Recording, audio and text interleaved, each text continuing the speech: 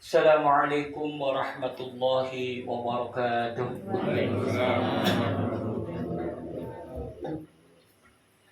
Bismillahirrahmanirrahim. Bismillah, alhamdulillah. Wassalatu wassalamu ala rasulillah Sayyidina Muhammad ibn Abdillah wa ala alihi wa sahbihi wa mawalah. La hawla wa la quwata illa billah, amma ba'da. Qala Allah Ta'ala fi kitabihil karim wa wasdaqul qailin yarfa'illahu alladhina amanu minkum walladhina utul ilma darajat. Sadaqallahul azim wa sadaqa rasulul karim.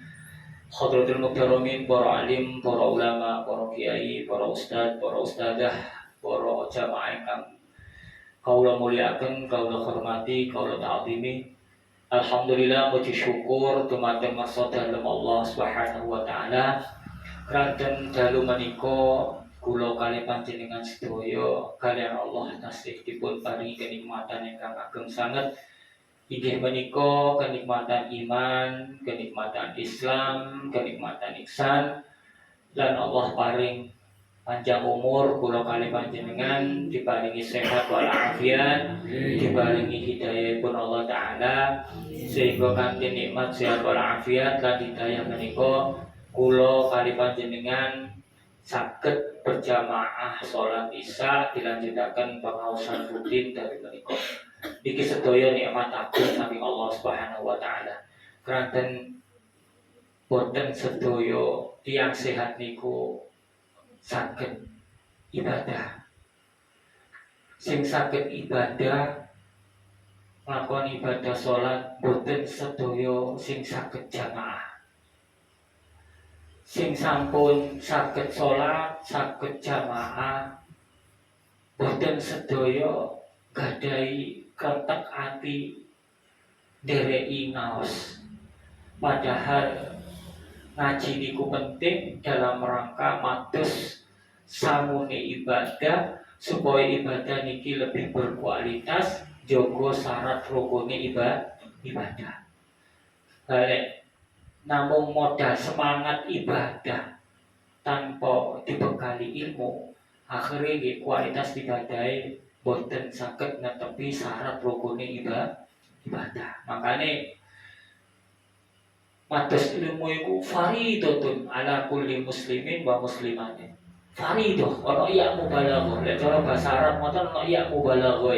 Faridatun sangat wajib bagi muslim laki-laki dan muslim perempuan.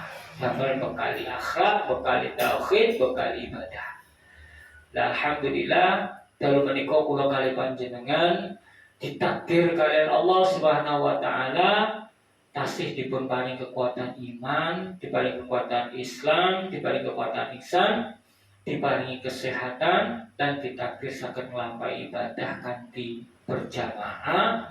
Wau dilanjutaken kali rotibul hadad, kisah menika dilanjutaken kanthi pengaosan fikih. Mugi-mugi mawon sedaya dipun ridani Allah Subhanahu wa taala, kalebet sebagai amal soleh ingkang dipun tampi Allah Subhanahu wa taala, lan mangke Allah Subhanahu wa taala maringi kebejan kemuliaan dhateng kula kalih panjenengan baik dalam kehidupan di dunia dan lebih-lebih bijak tatkalane kula kalih panjenengan baksul dumateng masa dalem Allah Subhanahu wa taala. Amin Allahumma amin. Amin. Didamel santai mawon.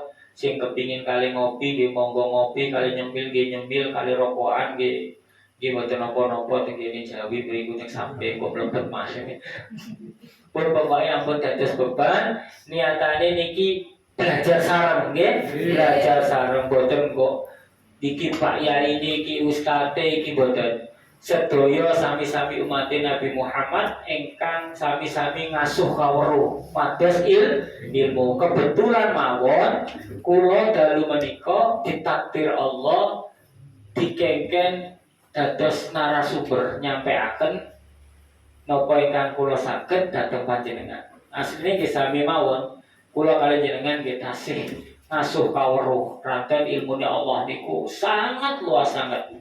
Cuman dalam majelis niki keleresan kula ditakdir Allah niki dados ingkang nyampeaken materi. Niki kula bahasa Indonesia napa basa Jawa? Kesepakatan mawon. Campur sari nggih. Campur sari yo Indonesia yo Jawa. Kayak wonten sing Madura kula nggih saged basa Madura. Mboten napa-napa. Malah mboten mudeng nggih. Mangke gawekno terjemahno barang mangke. Wis jenengan luwih marmeh ngoten ngresep ten ati pakai bahasa Indonesia apa pakai bahasa Jawa? Sak kersa nggih. Sak kersa pun malam Selasa minggu kemarin niki jadi campur-campur nggih. Malam Selasa minggu kemarin kita niki campur-campur nggih. Nggih. Malam Selasa minggu kemarin kita sami-sami sampun mulai rutinan pembukaan. Tapi malam Selasa minggu kemarin niku nembe iftitah, nembe pembukaan. Kula jelasaken tentang fadilahe wong golek ilmu. Sampun kula boten baleni malih. Maka kula baleni malih waktune mlaku oleh materi cuma sekedhik.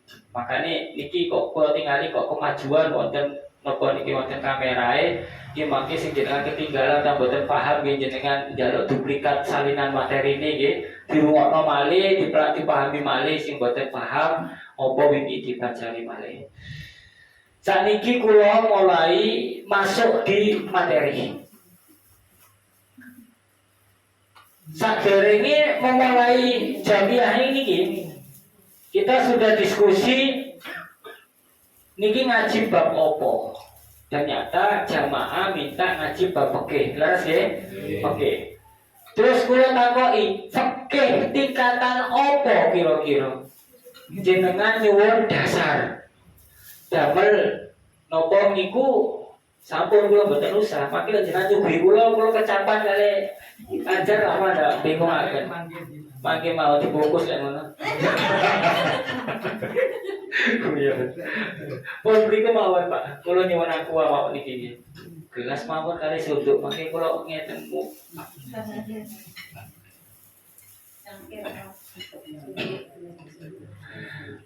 Sampun nggih niki matur nuwun sanget, matur nuwun.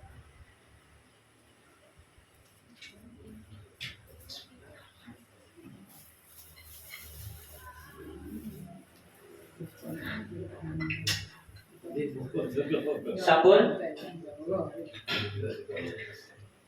Berarti niki kesepakatane kali nyemil mboten apa-apa, Pak. Tapi kula disisai kula dari nyemil. Fikih ya. Fikih mulai dasar. Kali napa niku metani malih pundi-pundi yang masih tercecer yang belum paham. Lah niki maka muga-muga mawon kalian Allah ditakdir saged istiqomah ngaji niki. Sehingga tingkatane mangke iso nambah. Contoh ngeten. Fikih niku luas. Kalau tingkat dasar mungkin mek nyebut telu, mangke lek kitabe dhuwur maneh iso nyebut 4. Dhuwur maneh iso nyebut 5. Dhuwur maneh iso nyebut 6.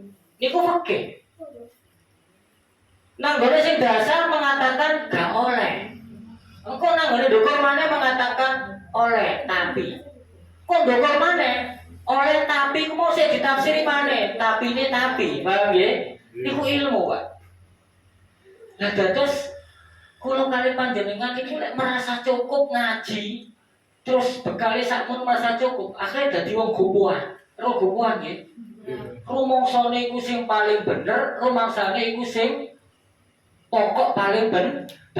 Liyane disalahne. Mergane ngajine cukup tok kono. Terus pertama, niki diniati golek ridane Allah kanthi mados ilmu supaya iso nyempurnakno ibadah. Ora kanggo ngukumi wong liya. Wis, sing dilakoni apa sing ngerti dhisik. Paham ya? Lek sing tembung jare nggih diprioritasno dilakoni sing ngerti ilmune dhisik. Paham ya? Tapi makin jenengan nek menemukan perbedaan-perbedaan, ojo langsung nyalahno wong liya. Mungkin dia tahu ngaji bab yang kita belum pernah ngaji bab itu. Paham ya? Sepanjang ono dasar yang bisa dipertanggungjawabkan dan memiliki rujukan yang sahih, maka kita tidak perlu berdebat. Tidak perlu debat.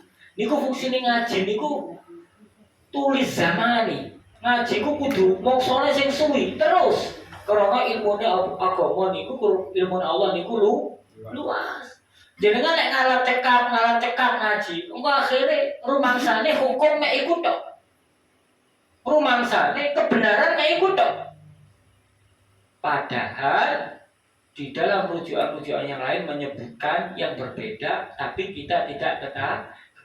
Pokok intinya ojo digawe ngukumi wong liya, digawe ngukumi awake dhewe metani awak nyempurnakno ibadah. Orang kok digawe pinter-pinteran, gak digawe gagah-gagahan, gak digawe sok ngerti-ngertian. Tapi diniati awak iki supaya ibadah ono sangune ilmu. Maka diterusaken niki insyaallah rujukan-rujukan berikutnya, tingkatan-tingkatan berikutnya muga-muga diijabahi Allah Subhanahu wa taala.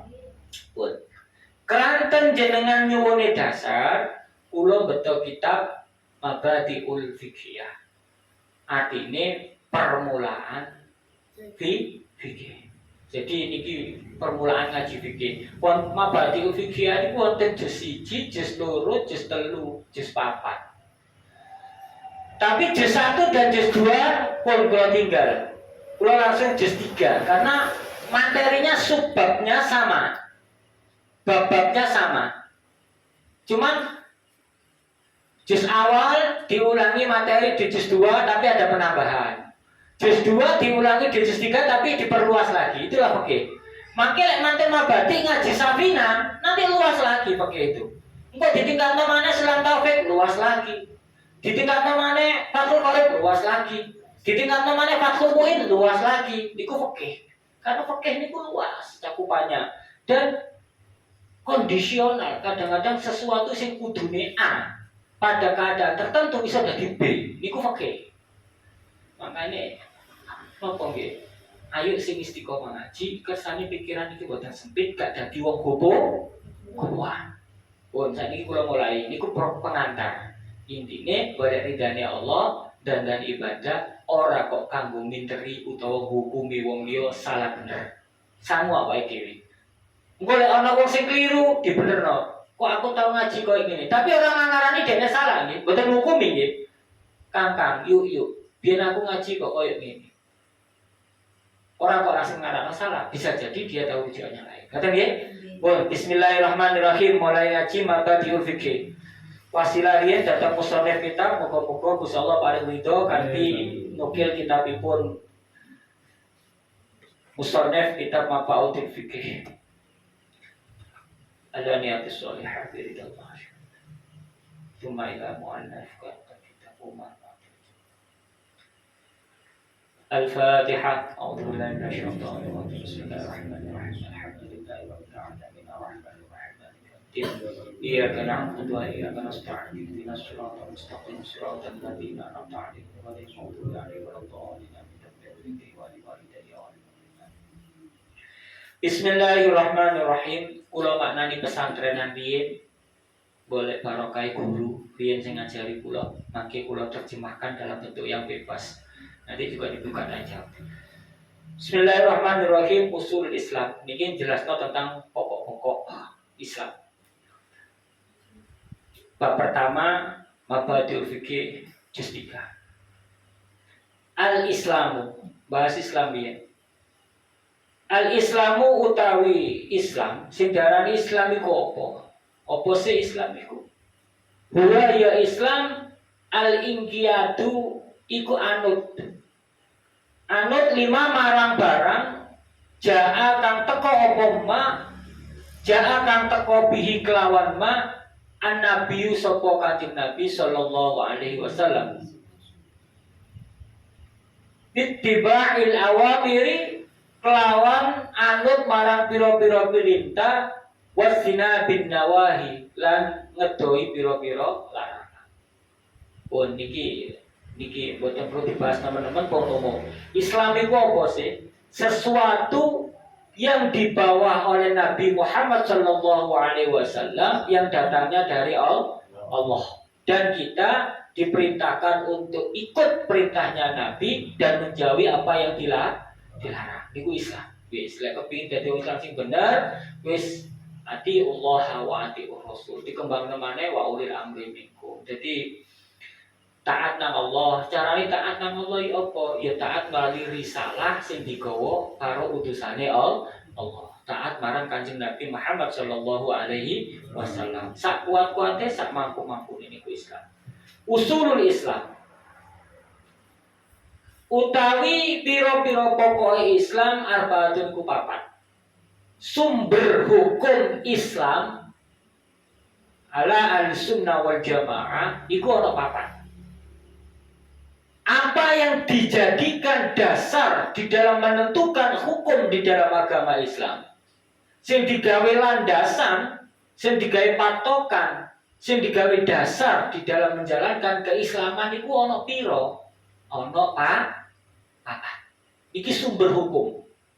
Sumber hukum itu dasar kita menjalani hukum-hukum di dalam keislaman kita. Ana papat. Kula dereng bahas bab salat dan lain sebagainya, kula mulai dasar riyen nggih. Kula mulai dasar riyen. Tapi minggu ngajeng kula pencoloti babe. Kula pengin bahas bab poso. Soalnya kula kalian jenengan pun mapak posoan, dadi kudu nglakoni ibadah disangoni kanthi ilmu. Kula sakniki jam 8. Kesepakatan ini coba kula boten nerak sampai jam piro niki ngajine. Sak kersa. Jenengan boten badhe kerjaan PR kali bapake. Mula janji kerjaan PR Pak, lagi suci lho Pak. Yo. Ditenono kok. Boten janjian kerjaan PR Bu. Boten salahno bapak gara ustaz gak mari-mari. Teko mau wis ngantuk wis kerjaan PR. Sakniki jam 8 nggih muga paling bengi jam 09.00 kuat jenengan. Insyaallah nggih jam 09.00 pun paling bengi insyaallah. Pun apa yang dijadikan sebagai sumber hukum di dalam agama Islam, yaitu ada 4. Yang pertama Al-Qur'an. Suci itu Al-Qur'an. Jadi landasan paling utama pengambilan sumber hukum adalah Al-Qur'an. Ini dasar tertinggi. Yang kedua wal hadisu dan hadis. Yang ketiga wal ijma'u dan ijma'. Ijma' niku kesepakatan para ulama dengan menggunakan kesungguh-sungguhan, kehati-hatian berdasarkan dasar-dasar keilmuan. Wal qiyas lan qiyas. Jadi kalau baleni sumber pengambilan hukum di dalam Islam itu ada pinten wau? Sekawan. Yang pertama Al-Qur'an. Jadi hukum patokan kita dalam beragama itu yang pertama adalah Al-Qur'an. Digoreng dhisik Al-Qur'an nih, gak oleh nabrak karo Al-Qur'an. Al-Qur'an kurang jelas dalam bentuk praktek, misalkan golek contoh sing diajari Kanjeng Nabi Muhammad sallallahu alaihi melalui hadis. Jadi niku pertama yang dijadikan dasar Al-Qur'an, terus hadis. Yang ketiga baru ijma'. Lek gak nemu dari Al-Qur'an pas tidak nemu itu bukan berarti Al-Qur'an tidak sempurna, boten. Gak nemu nang hadis bukan berarti hadis tidak sempurna. Tapi karena kompleksitas masalah pada akhir zaman itu yang dulu tidak secara jelas sama dengan pada zaman Nabi, dino iki muncul, ngoten lho. Contoh, biyen iku wong iku duwe anak iku mergo hubungan wong lanang mbek wong wedok misale, paham nggih? Tapi sakniki tanpa jima isa dadi anak, bayi tabung. Paham nggih? Sel induk telur diambil, dimasukkan, ketemu embrio ini, terus ditekenan tabung, ketika terbuai nanti disuntikno dilebokno nang rahime wong wedok. Itu sih secara jelas tidak ada di zaman Nabi. Nah, nanti bagaimana kita mencari sumber hukumnya? Itu mencari melalui ayat Al-Quran yang membahas permasalahan-permasalahan ini. Gak nemu karena keterbatasan akal kita. Bukan Al-Quran tidak sempurna, tapi mungkin akal kita masih belum mampu. Dulu Abiyadul Ard, bumi putih, Al-Quran itu dimaknani pada pasir. Tapi seiring zaman orang manusia nyampe nang planet, nyampe nang bulan. Oh, yang dimaksud Abiyadul Ard itu adalah bulan. Karena itu sebenarnya ada. Lalu guru nemu secara jelas rujukan dalam Al-Quran dan hadis, maka terbentuklah ijma. Ulama-ulama ahli di dalam beragama, baik usul fikih, ilmu tafsirnya, ulumul balaghahnya, ilmu balaghahnya, mereka berkumpul untuk menentukan kedudukan hukum. Ini ijma. Lek kias itu perkara itu tidak jelas ada di zaman Nabi. Golek nang Al-Qur'an golek iso nemuno, nang hadis golek iso nemuno padanane, maka diambil kias. Hukum persamaan. Masalahnya beda tapi sifatnya sama. Akhirnya dadekno dasar hukum, itu namanya kias. Lek ono nang Al-Qur'an gak oleh njupuk ijma sing bertentangan karo Al-Qur'an.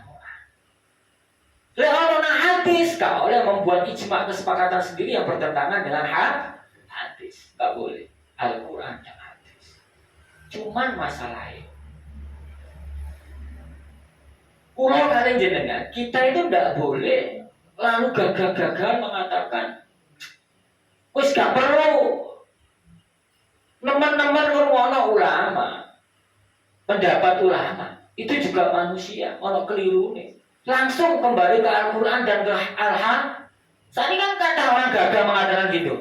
Kok langsung kembali kepada Al-Quran dan Al-Hadis? Wis gak ada pendapat ulama juga manusia. Langsung ke Al-Quran dan hadis. Lho niki sawangane bener tapi keliru. Tetap bentuk ulama karena Al-Quran hadis sampai ke kita itu melalui lesan para ulama. Kalau kita lalu mengatakan langsung kembali ke Al-Quran dan kembali ke Al-Hadis, loh Al-Quran itu boten bosone IDW kok. Bagaimana memahaminya? Hadis itu boten bosone kita kok. Bahasa kita secara terjemah itu belum tentu sama dengan secara syarat. Paham ya? Jadi tidak bisa hanya berbekal terjemah karena anak-anak asbabun nuzul, anak asbabul furud, anak nasih mansuh. Nanti keliru. Maka perlu butuh ulama untuk menjelaskan itu. Karena ada gagah-gagah langsung kembali ke Al-Quran dan As-Sunnah. Itu butuh tafsiran, penjelasan para ulama. Kok keliru? Seorang nasih, anak mansuh barang. Contoh. Al-Quran itu wonten ngeten walillahi ma fis samawati wa ma fil ard wa in tubdu ma fi anfusikum aw tukhfuhu yuhasibukum billah. Ketika ayat niki turun, apa yang ada di langit dan ada di bumi itu milik Allah. Dan apa yang dilakukan ditampakkan manusia dan apa yang disembunyikan oleh manusia semuanya akan dihisab oleh Allah Subhanahu wa taala. Jadi perbuatannya manusia itu akan dipertanggungjawabkan di hadapan Allah. Begitupun apa sih dari kerantake hati. Sik disimpen, durung dilakoni, iku sudah dosa. Lah, para sahabat ini ketika mendengar ayat ini, dengar Pak, terus nangis, mereka rembukan, akhirnya menghadap Rasulullah Muhammad SAW. Niki kita melihat di story ini dijelaskan. Terus mereka bersimpuh duduk di atas lutut menghadap Rasulullah. Mereka menangis mengatakan bahwa istada ala ashabi Rasul. Ini sangat berat kanjeng Nabi bagi para sahabat. Kita diperintah yang lain kita mampu, sholat mampu, zakat mampu, puasa mampu, jihad mampu. Tapi dengan ayat ini berat bagi kita karena nggak ada harapan perbu swarga. Lo angel Pak. Lek wis nglakoni nyolong dihukumi dosa, itu jelas. Tapi kisah di pikiran tok. Biasanya dino minggu wong iku lunga. Mending tak parane nang omahe dino minggu, biasanya sandale ditinggalan Joko, tak jupuki. Lho, sing di pikiran ini wis diganjar dosa, Pak. Jadi apa yang disembunyikan belum dilakukan, itu dosa. Lho kan abot, Pak. Lah kula kali jenengan sak parah-parah batin ya. Lho ana wong sing lanang ayu sing wedok elek ati batin. Lah iya sing wedok ayu iki ngono, sing lanang elek kok doyan ingon-ingon kaya ngono. Lho nggih, masyaallah. Sing duwe pikiran dosa, Pak. Lho, abot, Pak. Terus ngene. Meneh minggu liburan tanggal merah. Lunga nang pantai. Lumayan cuci mata ndelok wong ayu-ayu. Lho kok niku dosa, Pak? Durung dilakoni sik dina Jumat. Wes duwe pikiran, dosa. Dadak minggu gak sida lunga, wis kadung dosa. Lho ki abot apa mboten niki? Abot, Pak. Lah kula kali jenengan iki gampang mikiran, gampang batinan sing perkara aneh-aneh. Lho saestu masyaallah. Rencanane meneh ulang ngarep, gawe rencana saiki, terus dihukumi dosa. Dadak ulang ngarep gak sida dilakoni, tetep dosa. Lek nganggo ayat ini, ngoten lho. Makanya para sahabat merasa berat menghadap kepada Rasulullah. Lalu Rasulullah mengatakan, "Afala taquluna kama qaumin qabla?" Apakah kamu mau mengatakan sebagaimana dikatakannya kaum-kaum sebelummu, seperti orang Yahudi Nasrani? Sami'na wa asoina. Mereka mengatakan kami dengar, tapi kami bangkang. Apakah kamu seperti orang Yahudi Nasrani? Turun ayat, baru ngomong tapi gak berlakoni. Terima dhisik. Iki perintahnya Allah. Amanar Rasul bima unzila. Jadi Rasul telah beriman terhadap apapun yang dibawa kepada mereka dan orang-orang yang ada di sekitar Nabi. Akhirnya para sahabat dikasih penjelasan, terus sahabat menerima. Oh, firman. Diterima, nggih, akhir pasaran, nggih Kanjeng Nabi, kami terima ayat ini. Padahal konsekuensinya apa tadi? Lalu karena para sahabat mau wis nerima, lega, ridho bi ayat Allah, maka nasahallahu. Allah memansuh ayat ini. Mengamsul itu oleh cara undang-undang diamandemen Pak Dedi. Dihapus. Ayatnya isi ono nang Al-Quran, tapi maqasidus syar'inya, kandungan hukumnya dihapus oleh Allah Subhanahu wa taala. Paham nggih? La yukallifullahu nafsan illa wus'aha. Allah tidak membebani manusia di luar kemampuannya. Gak mampu kowe. Laha ma kasabat wa 'alaiha ma kasabat. Baginya perbuatan yang dia lakukan, baginya pula kejelekan yang dilakukan. Jadi lek sing nang pikiran iku gurung dihukumi. Lek wis dilakoni baru dihukum. Lho niki welase Allah, Pak. Lho ngene iki gak ngerti nasih mansuh, Pak. Kok mau gagah ngomong langsung kembali ke Al-Qur'an dan ke hadis. Keliru. Butuh ulang, butuh ngaji. Paham ya? Enggak keliru terjemahan, keliru maksud. Gak ngerti ku ayat itu dimansuh, digawe hukum, padahal sudah kandungan hukumnya diganti. Nah, jadi hati-hati. Ampun katut-katutan pemikiran bahwa wis gak butuh ulama. Ulama juga fatwanya bisa keliru. Langsung main Al-Quran, itu kuno, budal untuk buku, tuku Al-Quran terjemah, buku hadis terjemah. Boleh itu bacaan dan angan-angan sebagai tafakur dan muhasabah. Tapi untuk konstruksi hukum, kedudukan hukum tetap butuh ngaji. Paham ya? Nah ini menjadi ngaji. Pun. Jadi tingkatan pertama Al-Quran, tingkatan kedua apa? Hadis. Tingkatan ketiga ijma. Tingkatan keempat qiyas.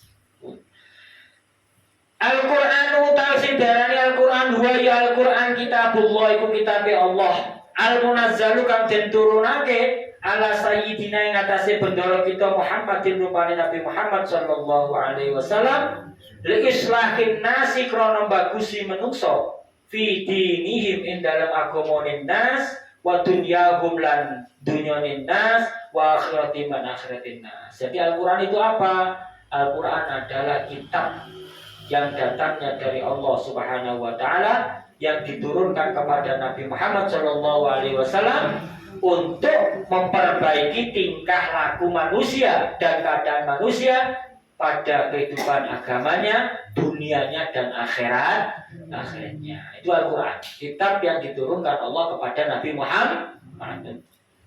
Al hadisu sing diarani hadis wa ya hadis. Aqwalun iku pira-pira pangandika. Aqwalun nabi iku pira-pira pangendikane Nabi sallallahu alaihi wasallam wa a'maluhu lan pira-pira penggaweane Nabi Muhammad sallallahu alaihi wasallam allati kang bayanat kang jelasake apa allati ahkamal Islam ing pira-pira hukum Islam wa arsyada lan nuduhake apa allati anasa manusa ilaiha marang pira-pira ahkamil Islam. Hadis itu apa? Hadis adalah beberapa ucapan Nabi, kaulnya Nabi, dan beberapa tindak laku perbuatan Nabi Muhammad Sallallahu Alaihi Wasallam yang menjelaskan tentang hukum-hukum di dalam Islam dan menunjukkan manusia terhadap hukum-hukum Islam. Itu hadis. Apa yang dilakukan Nabi, apa yang diucapkan Nabi, itu adalah hadis. Diamnya Nabi itu juga merupakan hadis. Kanjeng Nabi melihat sesuatu didiamkan oleh Nabi, artinya Nabi setuju, itu bisa jadi hukum. Paham ya? Bahwa Nabi tidak melarang. Nah itu perbuatan Nabi. Bon, ini kita kasih dasar ya. Kalau dalam masalah amaliyah belum. Al-ijma'u ta ijma'. Apa sing diarani ijma'? Al-ijma'u ta ijma' wa ya ijma'.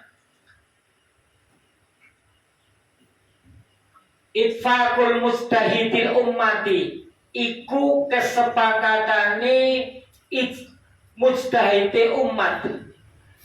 Jadi kesepakatane para mujtahid, ijtihade para ulama ba'da nabiya sakwise wafate nabine umat Muhammadin Nabi Muhammad sallallahu alaihi wasallam fi asrin ing dalem mangsa minal aksari saking pira-pira mangsa ala ayyi amrin ing atase inti-intine perkara kana ana apa amr.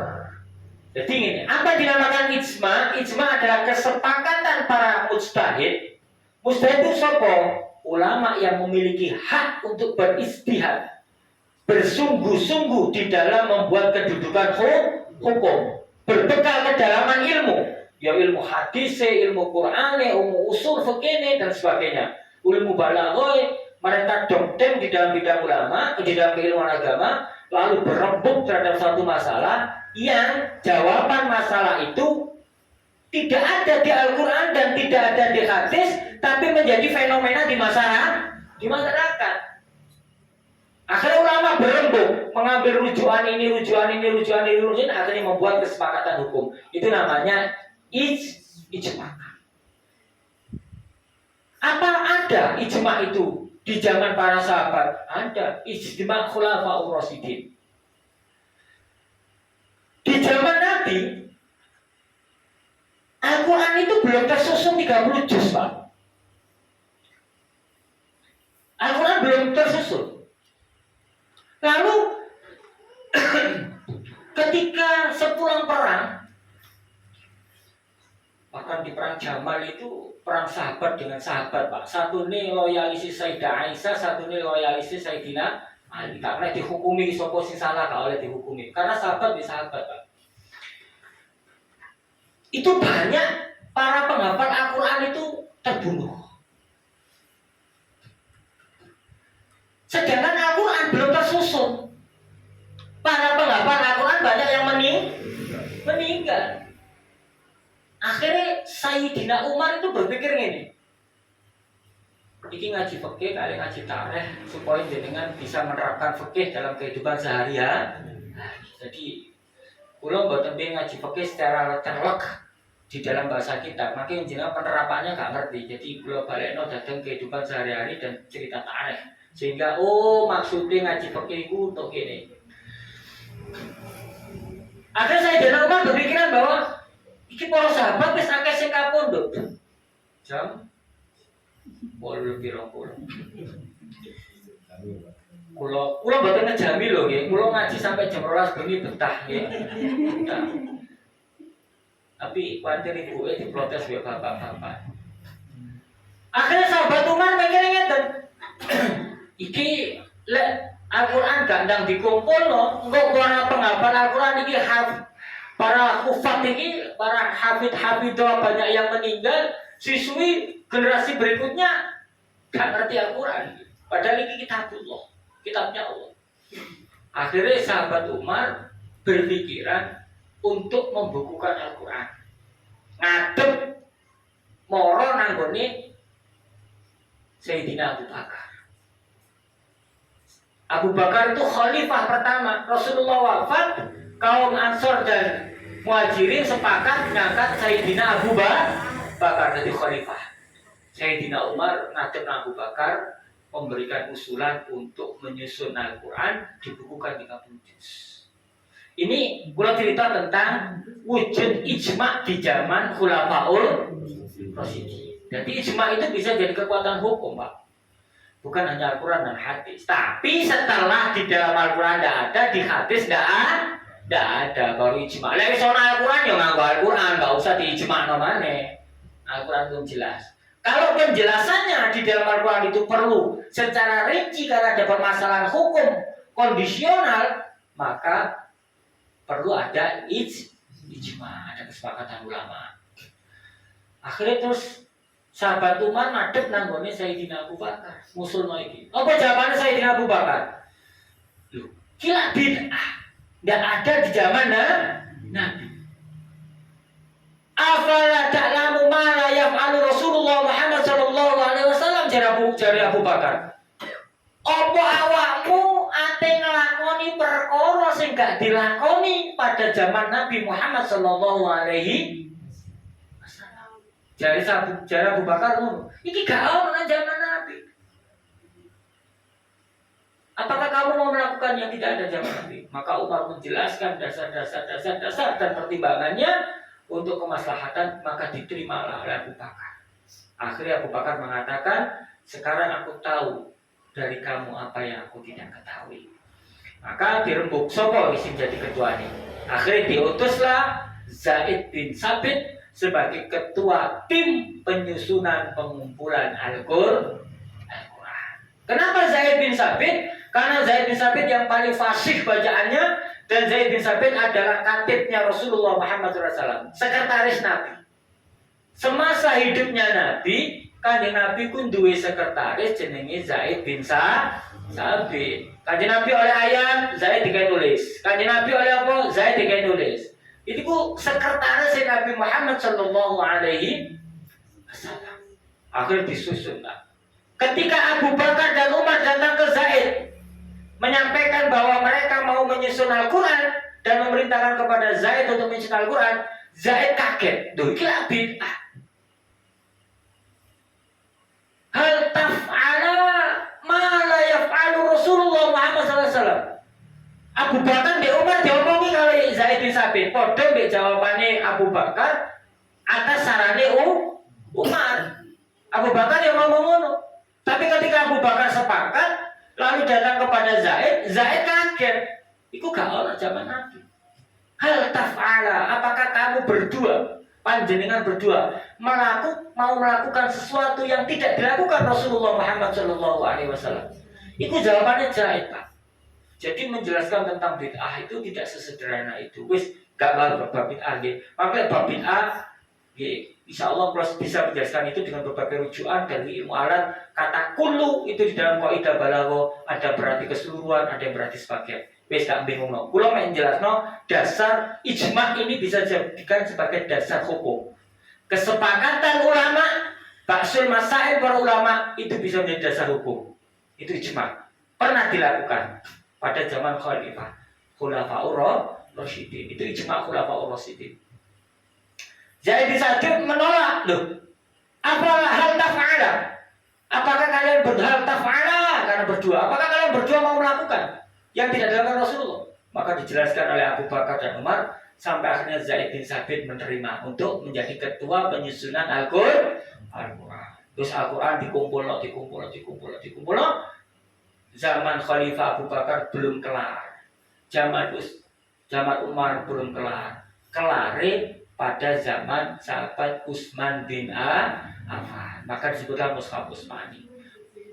Para ulama penghafal Al-Quran, para sahabat penghafal dikumpulkan oleh Zaid bin Sabit. Dites hafalannya disamakan. Antara bacaan dengan bacaan disamakan, semuanya kefasihannya makhrujul podo. Lalu Zaid bin Sabit mengumpulkan manuskrip itu tulisan-tulisan Al-Quran. Dulu para sahabat yang menerima ayat langsung dihafal. Mereka itu siapapun yang menerima ayat dari Nabi Muhammad SAW itu diberikan kecerdasan oleh Allah untuk cepat menghafal. Para sahabat langsung hafal. Setelah hafal, di para sahabat itu ditulis supaya gak hilang. Nang pelepah kurma, nang tulang-tulang, nang batu-batu, nang daun-daun ditulis. Para sahabat. Hafalannya para sahabat dikumpulkan. Wes podo kabeh hafalane. Ya bener, iki paling soke. Ketika ada selisih dipadukan lalu sahabat Al-Quran yang lain. Oh, iki paling bener. Wes hafalane ketemu, sudah iki. Lalu disusun Al-Quran menjadi berjuz-juz itu. Manuskrip dikelompok-kelompokkan. Ini ayat Makkiyah yang turun di Makkah. Ini ayat Madinah yang turun di Madinah. Dikelompok-kelompokkan menurut bab-bab itu pembahasan. Manuskripnya dikumpulkan, tulisan-tulisannya dikumpulkan untuk mencocokkan antara hafalan dengan tulisan. Ada satu ayat yang gak ketemu waktu itu. Ketemunya pada zaman sahabat itu. Hafalannya ketemu Pak, tapi tulisannya manuskripnya gak ketemu. Ayat terakhir pada surat At-Taubah. Laqad ja'akum rasulun min anfusikum azizun 'alaihi ma anittum harisun 'alaikum bil mu'minina raufur rahim. Fa in tawallaw faqul hasbiyallahu la ilaha illa huwa 'alaihi tawakkaltu wa huwa rabbul 'arsyil 'azim. Itu terakhir ketemu nih. Digolek namanya sahabat gak ketemu sampai akhirnya ketemunya di rumahnya sahabat namanya Abu Musa Al-Ansari. Akhirnya wis lengkap. Disusunlah Al-Quran. Nah itu berdasarkan ijma para sahabat. Jadi ijma kesepakatan para mujtahid itu bisa dijadikan sebagai dasar hukum. Paham ya? Al-Quran jelas. Siapa sing nolak Al-Quran? Wong ku teko Allah. Hadis jelas. Siapa sing nolak hadis? Wong teko Kanjeng Nabi. Wa ma yantiqu 'anil hawa in huwa illa wahyu yuha. Nabi tidak pernah mengatakan sesuatu yang keluar dari hawa nafsunya, tapi semuanya berdasarkan dari wahyu. Maka al-hadis dipastikan kebenarannya tanpa muskil sedikit pun. Kenapa? Terjaga. Kanjeng Nabi tidak pernah berkata yang keluar dari hawa nafsu, tapi semua dari wahyu. Jadi mesti benar.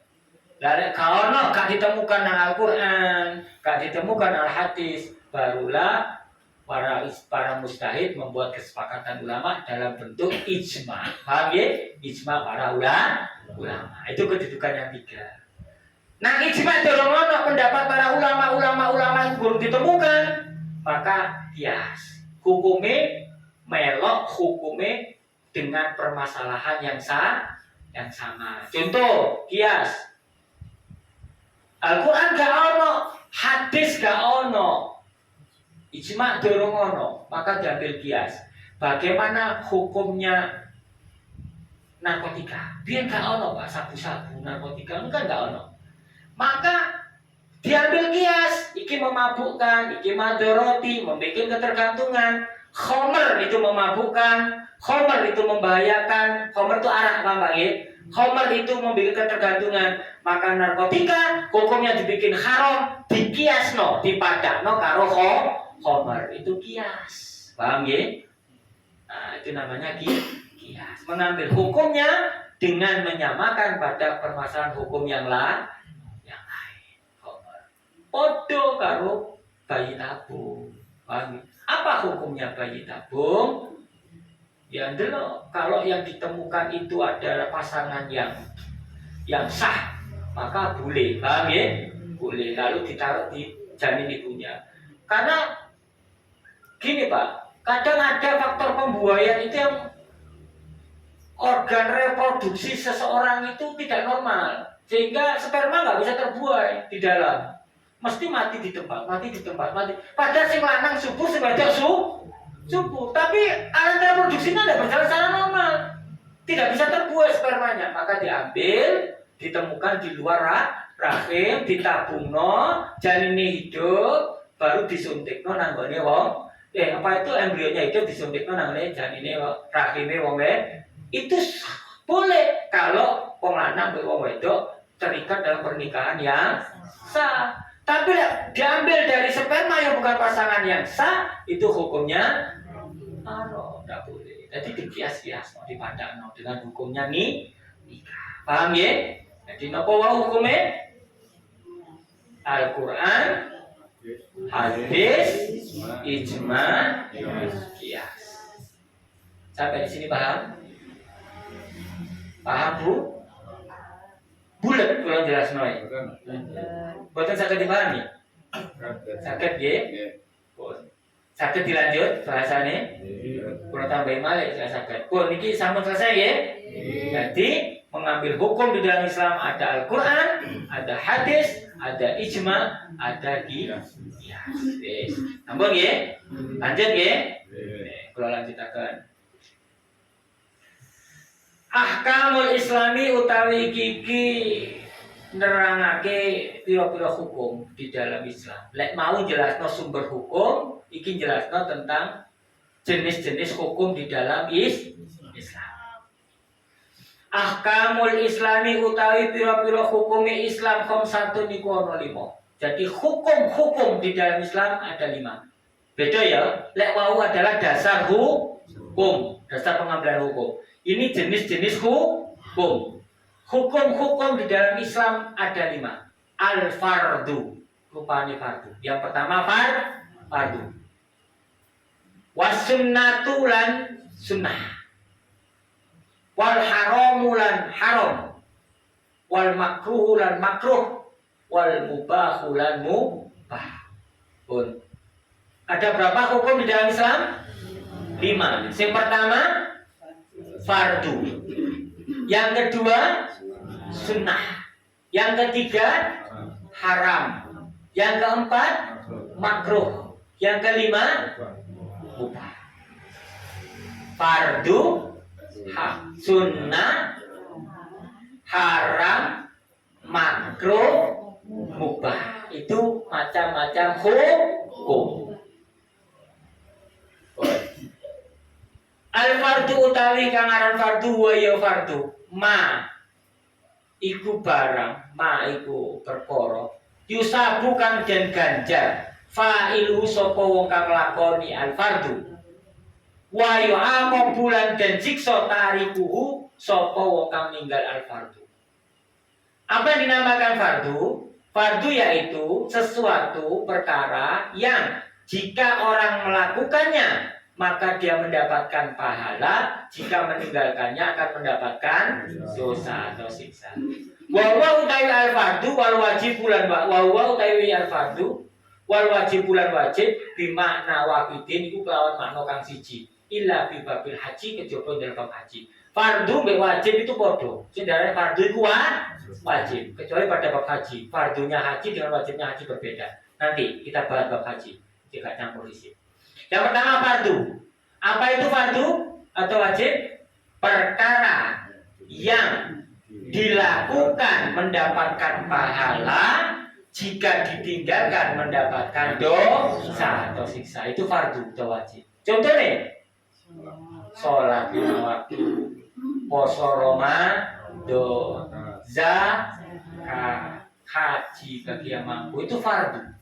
Engkau diperintah mana make fardu lalu ai fardu kifayah be fardu ai make jika rancu di perbab nggih sing ngerti disimpen dhisik nanti ini dibahas nggih iki supaya padha-padha saged memahami boleh nuruti sing iso sing dereng saged malah ketinggalan ini ngaji bab dasar nggih bab dasar muga manfaat muga barokah yang berbekal ibadah jenengan Gusti Allah nekaken ridho kangge kula lan anak keturunan kula nggih benjing saged nyelametake kula lan anak keturunan kula dhateng akhiratipun Allah Subhanahu wa taala mergo jariah ilmu kula dhateng jenengan.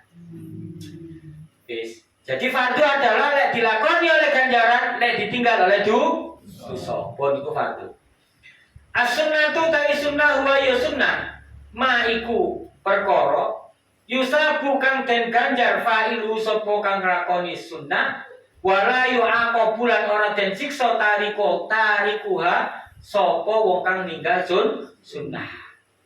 Yang dinamakan sunnah adalah perkara yang jika dilakukan mendapatkan pahala dan jika ditinggalkan tidak berdosa. Iki Lek wajib mau dilakoni oleh ganjaran, ditinggal oleh dosa. Tapi lek sunah dilakoni oleh ganjaran, gak dilakoni gak oleh dosa. Contohnya nopo? Sholat sunnah, nggih, kados tarawih. Contohnya nopo malih? Kata sunah nopo poso-poso sunnah Senin Kemis. Jenengan nglakoni oleh ganjaran, gak poso Senin Kemis gak dosa. Iku sunnah be sunat beda iki. Sunnah kita. Nggih. Oh, berarti lek sunat oleh ganjaran, lek gak sunat gak apa-apa. Keliru ya, sunat kalau sunat kita niku beda. Berarti gak apa-apa le, jadi Pak Ustadz kayak gak apa-apa, gak dosa. Tapi lek kuwi oleh ganjaran ya sunat kok, keliru, paham nggih? Wa ya utawi sunnah wal mandubu lan kata mandub wal mustahabu lan mustahabu bimakna iku kelawan wakna wahidin kang siji. Jadi sunnah itu bisa disebut dengan kata mandub wal mandubu. Bisa dikatakan mustahabu wal mustahabu. Jadi kata fardu padha mek kata wajib. Kata sunnah padha mek kata wa mandubu karo wal mustahab. Nah fakih ono wayun dabu ngono. Wayu stahabu ngono. Lah fakih kok ngono. Wayun dabu lan den sunahake padha. Wayu sanu lan den sunahake padha.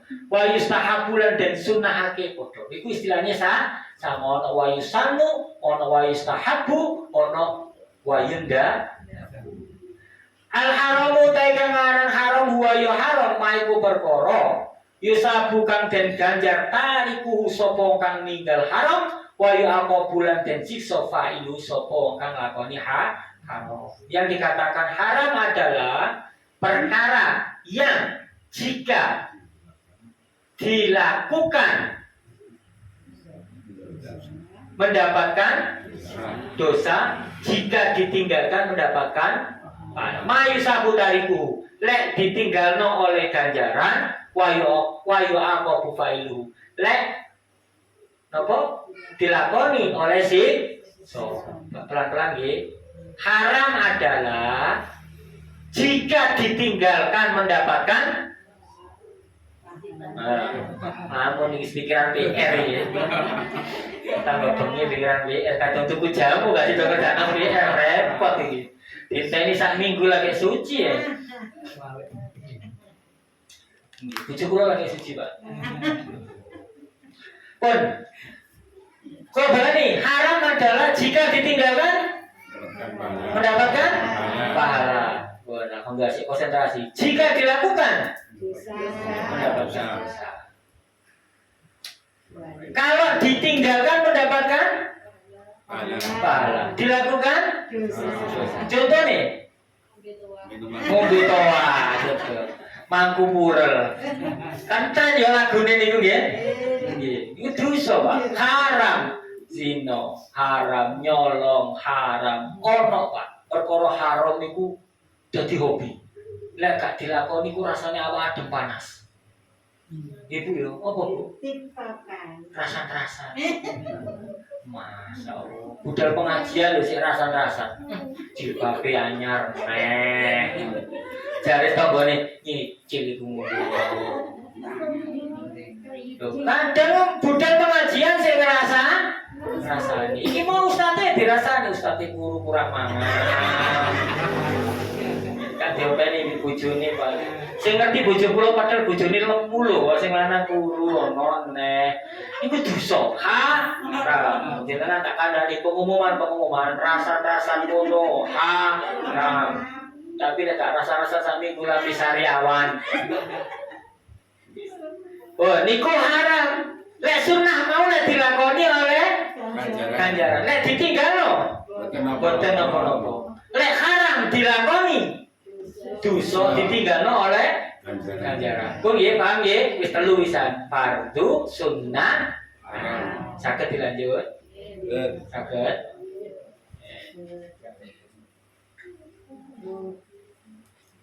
20-45 menit. Al makruh tayaran makruh. Lah saiki makruh, apa sing darani makruh? Wa ya makruh maiku perkara yusa bukan den ganjar. Tariku sapa wong kang ninggalake makruh wala yu aqabulan ora den siksa fa'ilu sapa wong sing lakoni makruh. Makruh adalah lek ditinggalkan mendapatkan pahala atau ganjaran. Lek dilakoni gak dosa. Paham ya? Lek haram mau lek ditinggalkan oleh ganjaran. Lek dilakoni dosa iku haram. Tapi lek makruh ditinggalkan oleh ganjaran. Dilakoni gak apa-apa. Contohnya apa? Merokok. Rokok yang mengatakan haram pendapat. Ada yang mengatakan makruh. Dilakoni gak apa-apa. Paham ya? Tapi sing luwih apik tetep ditinggalno mergo oleh ganjaran. Tapi lek sing gurung iso ninggalno gak apa-apa. Iso paham ya? Gak apa-apa. Jarine ngomong kae sing halal karo situ kok dilarang pisan. Iki baca tinggi. Sing halal enak lho karo situ rokok sing dilarang pisan. Lah makruh. Tapi lek awake penyakitan sing madharati nemen. Hukumnya makruh mau dadi haram. Paham ya? Karena delok ilate. Delok yang berkaitan dengan itu. Paham ya? Iku makruh. Saiki mubah. Al-mubahu utawi sing diarani mubah. Wa ya mubah, maiku perkara layu sabukan ora den ganjar fa'iluhu sapa wong kang lakoni mubah wala ya bulan ora den siksa tariku sapa wong kang ninggalmu mubah. Mubah adalah sing nglakoni mbek sing gak nglakoni gak oleh apa-apa. Paham nggih? Dilakoni ya gak oleh ganjaran, gak dilakoni ya gak dosa. Paham nggih? Pilihan. Contoh apa mubah niku, Pak? Iki, ngombe ini mubah. Kok diganjar apa mboten? Nek ngombe dosa apa gak? Mboten, iki mubah. Jenengan dahar iku mubah. Turu karepmu gak turu karep iku mubah. Mangan karepmu gak mangan karep iku mubah. Jenengan dahar iku mubah. Yo gak diganjar, gak mangan yo gak dosa. Jenengan konjuk niku mubah. Ngombe yo gak diganjar, gak ngombe yo gak turu niku mubah. Jenengan turu yo gak diganjar, gak turu yo gak dosa. Niku mubah. Tapi mubah iso dadi oleh ganjaran, mubah ya iso oleh dadi dosa, delok ilate, delok permasalahane. Paham nggih? Dahar niku mubah Pak nggih. Tapi lek Ramadan jam 10 jenengan dahar, hukume jadi Pak Ustad mangan niku lho mubah, gak apa-apa. Lah iki ngaji ambek ngantuk ya iki, paham nggih? Gak tutuk panggonane, paham nggih?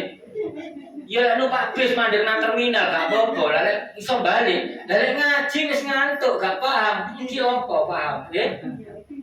Lah Pak Ustad kayak ngomong jarane mangan niku mubah, iki ora dosa. Ya ora diganjar ya aku mangan. Nah iki fatal ya. Jadi mubah iso dadi haram delok gandengan. Lek poso-poso Ramadan jam 10 kok mangan iku ora mubah tapi haram. Mubah ya iso dadi ganjaran jenengan dahar. Bismillahirrahmanirrahim Gusti niate semaem krana damel sangune kekuatane ibadah. Dahare boleh oleh ganjar.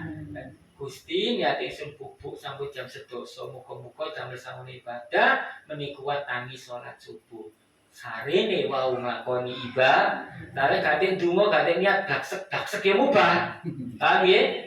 Oleh ganjaran oleh iler to. Paham nggih? Oleh iler to. Tapi lek diniati gawe sangune ibadah, sing mubah mau dadi ganjaran. Tapi lek panggonane salah, sing mubah iso dadi haram. Paham nggih? Niku mubah. Oh, jadi sekolah baleni bab yang kedua. Ada berapa hukum di dalam Islam? 5. Yang pertama fardu atau wajib. Napa niku? dilakukan mendapatkan pahala, ditinggalkan berdosa. Niku wajib dilakoni oleh ganjaran, ditinggal oleh siksa. Yang kedua adalah sunnah. Napa niku sunnah? Dilampahi mendapatkan ganjaran, ditinggalkan tidak berdosa. Yang ketiga haram. Napa niku haram? Dilakukan berdosa, ditinggalkan mendapatkan pahala. Lek dilakoni dosa, lek ditinggalkan oleh pahala. Yang keempat makruh. Napa niku makruh? Dilakukan mendapatkan tidak berdosa, kalau ditinggalkan mendapatkan pahala. Niku makruh, paham nggih? Jenengan tinggalno, Pak rokok Pak. Sorry, makruh. Maaf, ini ganjaran, paham ya? Ganjaran. Tapi lek Pak rokok Pak, gratis saya tuku, gratis. Yo, nah ini makruh, gak dosa, paham ya? Gak dosa. Tapi lek mohon maaf, dari Pak Ustadz, lek ditinggalkan mendapatkan pahala. Saya pilih mendapatkan pahala. Wah, misalnya ya, syukurnya nomor 1 jenengan. Nah, ini oleh ganjaran. Niku makruh. Si nomor 5 apa? Mubah. Napa niku mubah?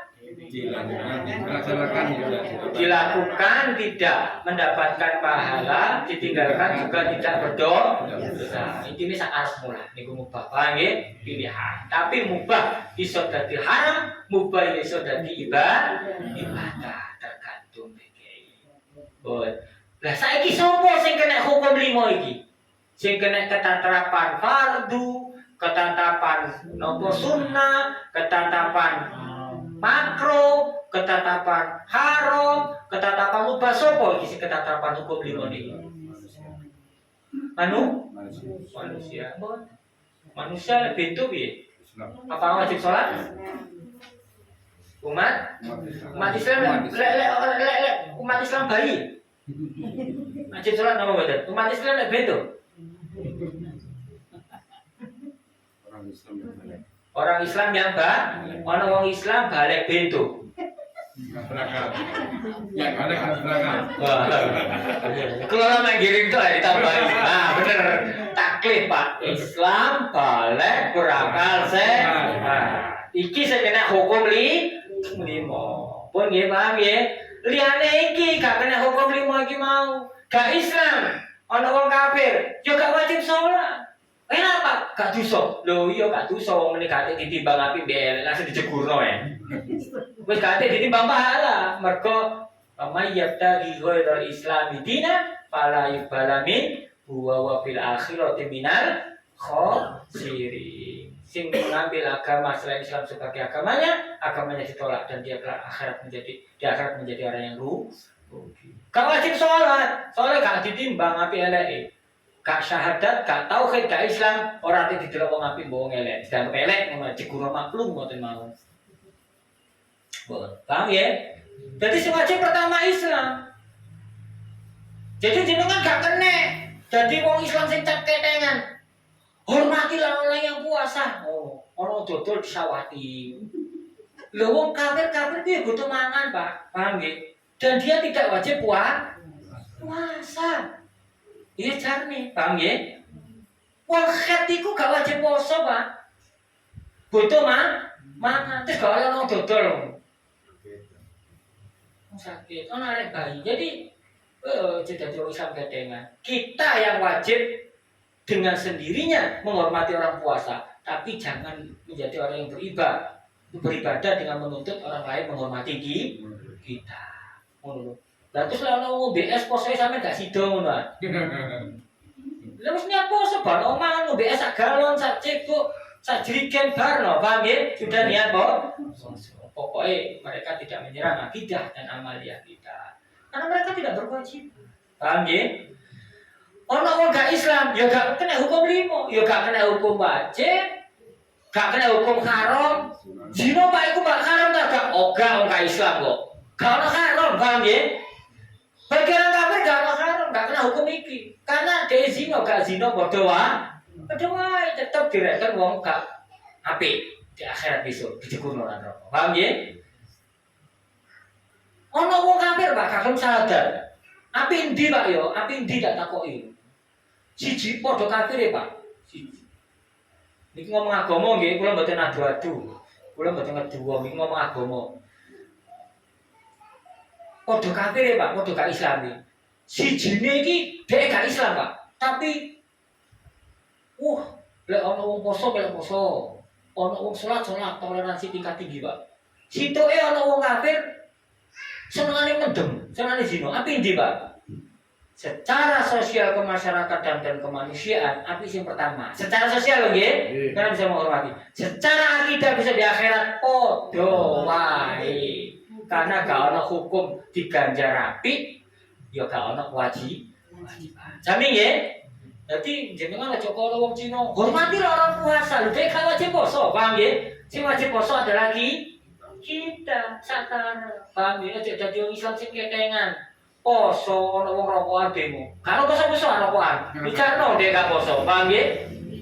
Bicarno. Aja dadi wong Islam ketengan manja, wong Islam sing ngalem, tapi dadi wong sing bisa menghormati. Aja njaluk dihormati. Men kersane Pak. Ngomong iku jenengan bale dodolan terus wong sing dodolan iku mau sak ulah penghasilan jenengan gelem ganteni ya. Paham maksud kula? Ya, tapi dia tidak boleh merusak keimanan orang lain terus nawar-nawari sing poso. Diniati ngedoli bocah cilik, diniati ngedoli wong loro, diniati ngedoli wong sing khet, diniati ngedoli wong sing gak wajib poso. Jadi sing kena hukum lima niku adalah satu wong Islam. Lek gak Islam ya gak kena wajib, gak kena sunnah, gak kena makruh, gak kena haram, gak kena mubah. Islam tok gak cukup. Harus sudah bocah cilik niki putrane jenengan sing durung balik iku Islam. Wong kullu mauludin yuladu ala fitrah. Kabeh bayi dilahirkan itu dalam keadaan fitrah, suci. Artinya dia iku Islam. Tapi belum balik, ya gak wajib sholat, gak wajib poso, gak wajib zakat. Sing zakati adalah walinya. Paham nggih? Dadi ana bocah cilik aja kok digebuki. Maksudnya mergo dipaksa sholat, dipaksa poso, kadang durung balik digebuki keliru. Tapi diperintah harus, ditarbiyah harus. Kanjeng Nabi ngajari lek umur 10 tahun dia akan sholat dipukul, tapi pukulan yang mendidik, bukan yang menyalahkan dan yang menyiksa. Paham nggih? Ono bocah cilik umur 10 tahun dipaksa poso. Wis ampun jam 4 mulai gak kuat. Iki wajib, Nduk. Enteni di Lukas maghrib keliru. Paham nggih? Ditarbiyah bener gak kuat yo kayak itu ngombe. Paham nggih? Titik wae ya, Nduk ya, titik wae kayak ngelah. Kok ora poso maneh ya.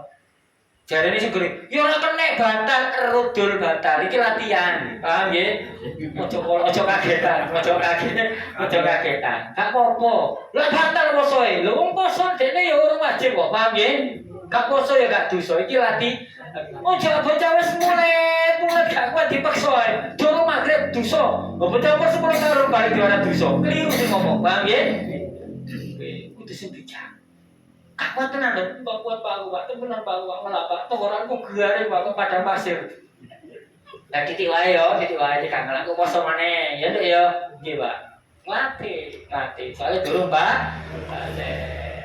Paham nggih? Yang ketiga wong pintu. Ono wong Islam balik. Balik ku tandane apa sih? Siji. Kanggone wong lanang sing wis 9 tahun sudah keluar sperma, mimpi keluar sperma. Kok umur 8 tahun mergo brangasan wis metu sperma, tetep diarani durung balik. Minimal 9 tahun. Wedok head usia 9 tahun. Ono wong wedok anak kecil kok umur 8 tahun wis metu darah head, itu istihado. Belum dikatakan darah head, belum dikatakan balik. Minimal usianya 9 tahun. Wong lanang metu sperma karena 9 tahun, wong wedok head setelah 9 tahun itu ciri ini tanda-tandane head. Yang ketiga adalah sempurnanya usia 15 tahun. Durung head, durung metu sperma, pokoknya wis 15 tahun berarti balik. Gue lah umur 20 tahun, kok gak salah tak? Durung tau metu sperma, durung balik. Keliru. Iki ngajine nang emperan ngantuk bisa. Nanti gak jelas. Paham ya? Itu balik. Lah lek wis balik. Apa wis wajib? Delok. Sehat enggak akale? Lah nek bento walaupun wis balik ya ora kena ana bento poso-poso gak poso iki. Oh, gendeng wis ora gendeng gak ora gendeng. Oh, gak poso keliru. Paham nggih? Karena dia tidak kena hukum wajib. Paham nggih maksud kula nggih? Yang kena hukum 5 adalah orang Islam yang balik, yang berakal sehat. Lek durung telu iki itu sifatnya hanya tarbiyah.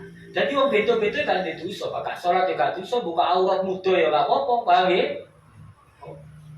Dia gak punya dosa. Lek ana bocah kecil kok durung balik kok bento. Mungkin secara sosial didelok itu hina. Orang bento, orang owah, orang gak kena, orang gila. Secara sosial mungkin kita anggap itu orang hina. Bisa di akhirat belum tentu. Karena dia gak didosa, gak ketatapan hukum. Kalau masih dihisap Pak, minggu. Lah kula kan jenengan dikai akal sehat, dadi wong bener, iki sik diimping-imping antara ganjaran karo dosa. Lho ngono niku gak kena dosa, Pak. Gak kena dosa. Oh, gak mesti dihisap, tidak ada dipertanggungjawabkan. Makanya ojo alok-alok wong gendeng, paham nggih? Bisa jadi dia di dunia dihinakan oleh Allah, dikai kekurangan akal, dihilangkan kemuliaannya, tidak dikasih derajat, tidak dikasih kehormatan, digenyek-nyekan, tapi dimuliakan nang akhirat. Itu gak usah dihisap, Pak. Paham nggih? Lah sing kudu khawatir ku kula kali jenengan. Dikai balik, dikai Islam. Oh, gak Islam tambahan auto bilang tadi. Dikai akal sehat. Jadi lek hati-hati iso-iso meneh saiki guyu wong gendeng meneh diguyu wong gendeng nang akhirat. Paham nggih? Saiki guyu-guyu wong gendeng meneh nang akhirat diguyu-guyu wong gendeng. Lho nek nang kene lek iya gara-gara guyu awakmu ngono ya. Auto bilang min dalik. Paham nggih? Jadi aja alo-alo, Jadi niku. Karena ngeten, rufi al-qalamu an salasatin. Hadis Kanjeng Nabi ngoten. Rufi al-qalamu an salasatin. Pena itu diangkat dari 3 golongan. Apa maknanya diangkat? Wong telu iki tidak dicatat. Ketatapan hukum dosa. Pertama, anin naimi hatta istaiqadha.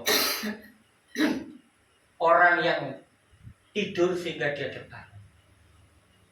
Jadi wong turu gak kena dihukumi, Pak. Jenengan pegel nyambut gawe lembur. Turu teko jam 2. Maro keblanjur sampai jam 7. Durung subuh. Dosa napa mboten? Mboten, Pak, karena kecuali lek digugah bojone, Mas subuh tangi. Sadar apa dhek mbuh ngono. Terus gak salat turu maneh iku dosa. Lho lagi dong iki kowe. Subuh Mas apa dhek mbuh. Lek dia sudah sadar kok turu maneh dosa. Paham nggih? Utawa wis krungu adzan, kok malah mapan turu. Zuhur jam 12 adzan. Jam 1 durung salat, jarak turu tangi jam 4 iku dosa. Krana wis mlebu waktune Tapi lek jam 09.00 kok turu, saking pegele awak keblanjur sampai asar, rufi al-qalamu an salasatin. Pena itu diangkat dari 3 orang. Yang pertama adalah orang yang tidur sehingga dia terbangun. Tangi ya napa Pak kodok lan salat. Paham nggih? Tetep salat tetep namine kodok. Paham nggih? Dosa Pak mboten wong keturun, paham nggih? Maka di dalam fikih niku ana istilah ngeten. A'darus sholati isnani, udhurus sholat on loro, an-naumu wa nisyanu. Lek ngaji fikih wonten mangke wonten. A'darus sholati isnani, udhurus sholat on loro, an-naumu wa nisyanu. Turu dan lupa. Lupa, kudu nglali lho nggih. Kudu nglali tapi bener-bener lali. Sehingga dia terbangun. Jadi jenengan aja ature wis kawanan rek ya wis. Oh kok ya wis, tetap sholat subuh. Karena kelewatan benar-benar ketiduran.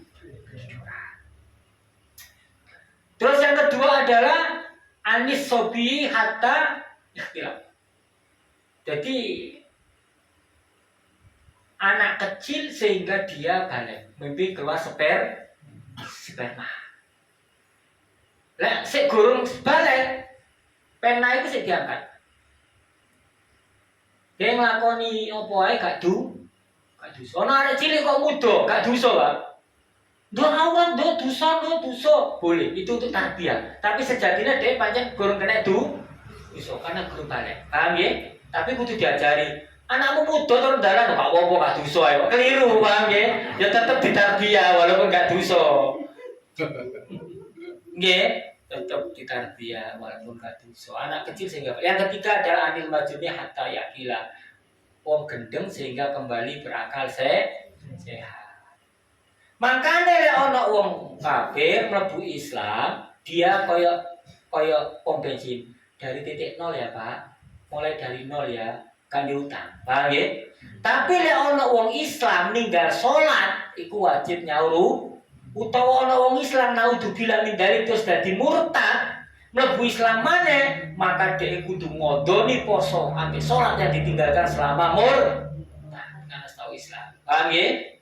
Iku bedane. Lek wong kafir mlebu Islam nol, gak wajib qodho. Lek ana wong Islam gak salat, mergo gur oleh hidayah jarene.